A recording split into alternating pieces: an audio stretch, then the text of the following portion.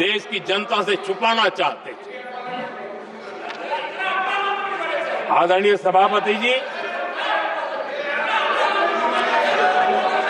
इतना ही नहीं,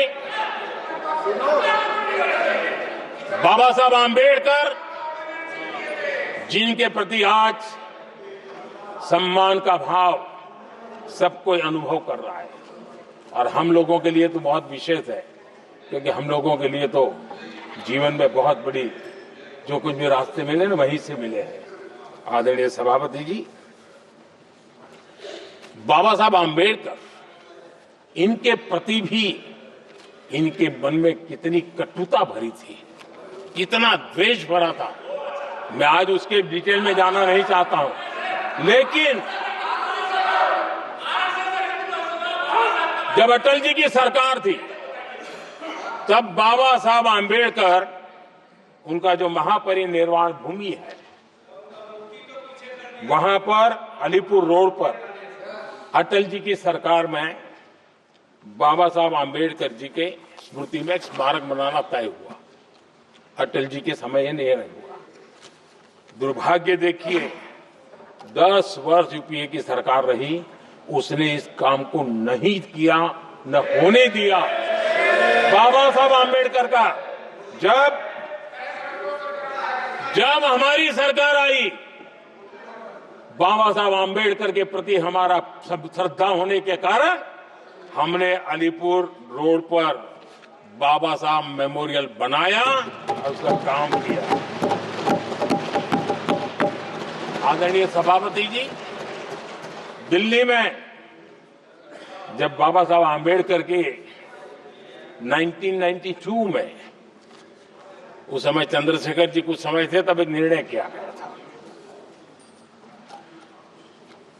Ambedkar international centre, यही जनपद के पास 40 साल तक वो कागज पे ही पड़ा रहा, नहीं किया गया।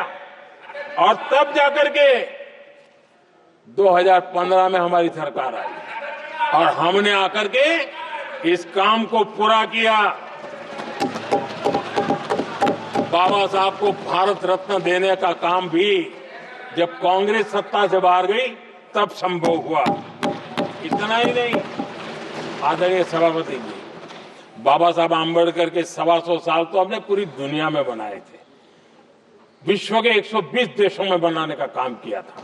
लेकिन जब बाबा साहब आंबेडकर की शताब्दी थी, तब अकेली बीजेपी की सरकार थी मध्य प्रदेश में। सुंदरलाल जी पटवा हमारे मुख्यमंत्री जी थे, और महू में जहां बाबा साहब आंबेडकर जी का जन्म हुआ था, उसको एक स्मारक के रूप में पुनर्निर्माण करने का काम सुंदरलाल पटवा जी जब मुख्यमंत्री थे तब मध्य प्रदेश में हुआ था। शताब्दी के समय भी उनके साथ यही किया गया था। आदरणीय सभापति जी,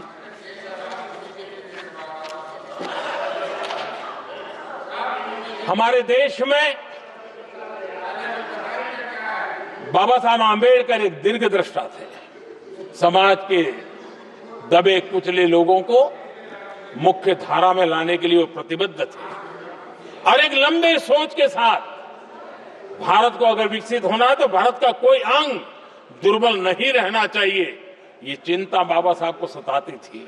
और तब जाकर के हमारे देश में आरक्षण की व्यवस्था बनी। लेकिन वोट बैंक की राजनीति में छुपे हुए लोगों ने, डूबे हुए लोगों ने धर्म के आधार पर, तुष्टीकरण के नाम पर आरक्षण के अंदर कुछ न कुछ नुक्सेदेनी करने का प्रयास किया, और इसका सबसे बड़ा नुकसान SC, ST और OBC समाज को हुआ है।